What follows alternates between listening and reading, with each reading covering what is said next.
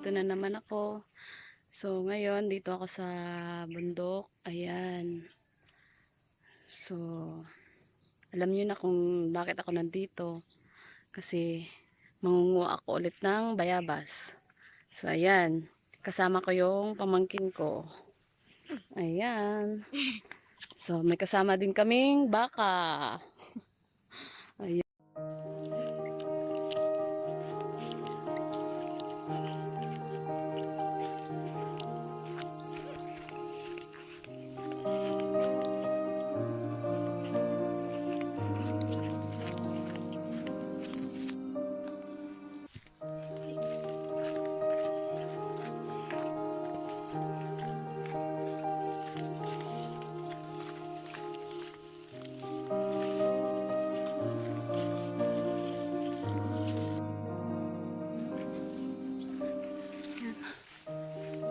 Suka lang dinadaanan namin.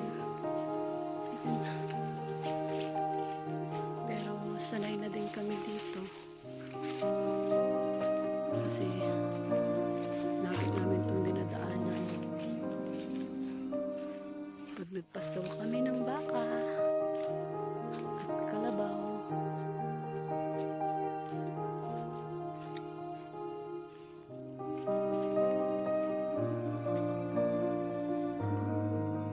So ayan, nakakuha ko ng malaking bayabas. Wala nang hugas-hugas to. Pero syempre kailangan hugasan. Pero dito kasi umulan din naman kasi kanina. Kaya pagpitas, kain agad. Yan, malaki.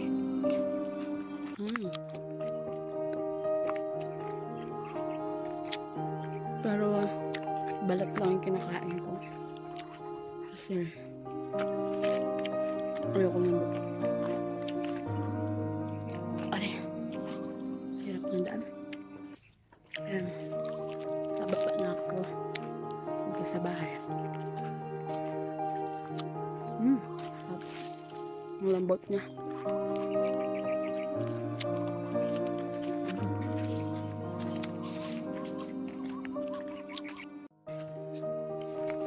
Baba na kami.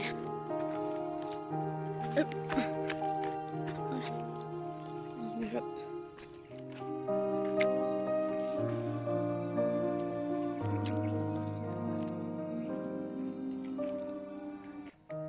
Ayan. Tapos na ng anihan.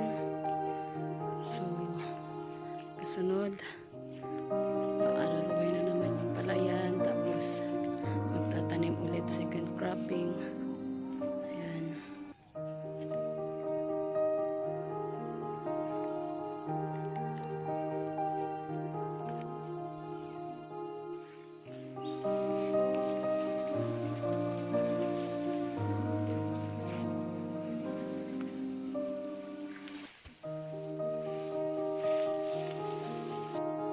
Ayan.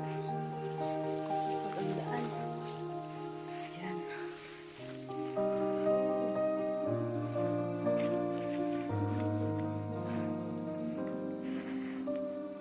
Susuungin ang masukal na daan para makahanap ng bayabas. Ayan. Yeah.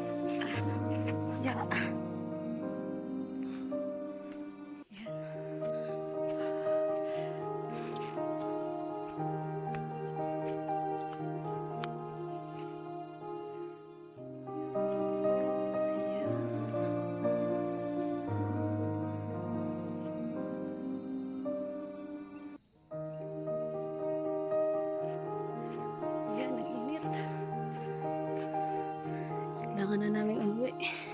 Mainit na. Ayan. Ganda ng view sa likod. Yung bayan ng Santa Fe. Uwi na kami. Medyo mainit na. Mamadali din kasi nga papatuyo pa ng palay. Sayang yung init. So, ayan guys. Salamat.